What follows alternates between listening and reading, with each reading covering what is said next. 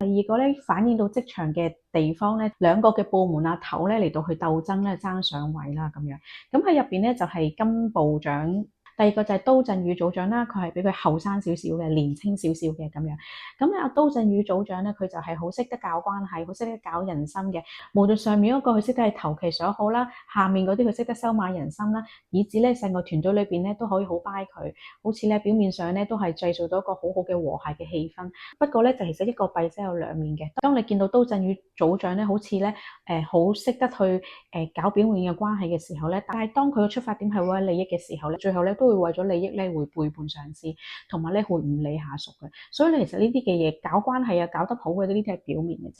咁另一個上司就係金部長啦，咁佢就係唔識知人善任啦，又剛愎自用啦，覺得自己係最叻嘅咁樣，咁又唔聽人哋嘅意見啦，係咪？喂，如果係你嘅話，你喺職場裏邊，你覺得你寧願要呢個嘅上司定係呢個上司咧？